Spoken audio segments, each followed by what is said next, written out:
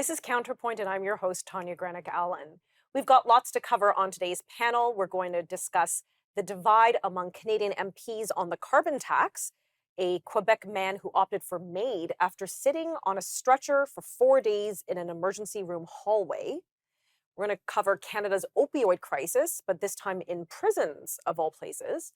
A Quebec grade 3 teacher who was fired for participating in the French version or Quebec Survivor, and the Alberta vodka jug fiasco. What on earth is that about?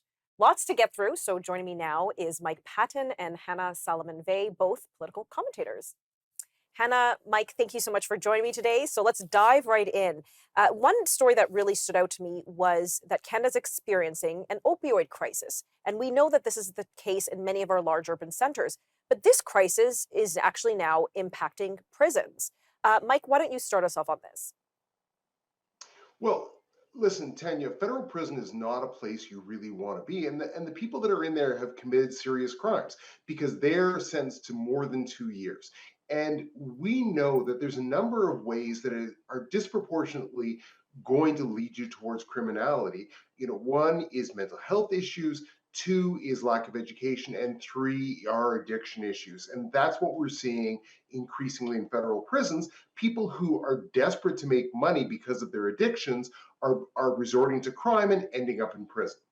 My goodness. So, Hannah, apparently, currently, there are 1 in 4 federal inmates who are receiving treatment for opioid addiction. That's shocking. That's shocking to me. Yes, and by receiving treatment, does that mean that they're being given opioids through a safe supply program through the federal government? That's what it seems to be indicating. And I was not even aware that you could access drugs in jail. And we're seeing across Canada with many of these safe supply programs that maybe it's potentially reducing some overdose rates, but it's certainly not reducing overall drug usage. It's actually fostering it and encouraging. And that's what we're seeing in cities all across Canada, and Vancouver being one of the worst cities for that. So it seems, and again, I was shocked to find out this has spilled over into prisons. And Mike, your point is taken very well that, well, there's this proclivity when one is addicted to things that then one might commit federal crimes, end up in federal prison. But 1 in 4 receiving treatment, 45 of those, which isn't that large of a number when you think of how many inmates we have federally, are also involved in a needle exchange program. Again, at first I'm like, well, why are inmates using drugs and why are we facilitating it? It begs the question.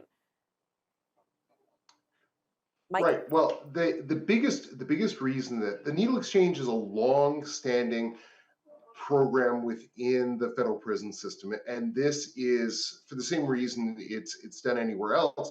There was great concern that inmates were sharing needles, and this is not for supply drugs. There's a great deal of smuggling because if you are a drug addict, you're incredibly resourceful about getting drugs.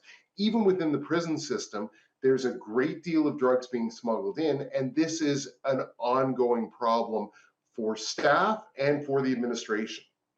Hannah, I was shocked to hear, and I read in the news story, that inmates were diverting some of the naloxone and some of the opioid treatment medications to pay off debts, for example, like where they owed someone else in prison. So they would barter with these medications, and then beyond that, that drones were being used to deliver medications, or not medications, or narcotics, essentially.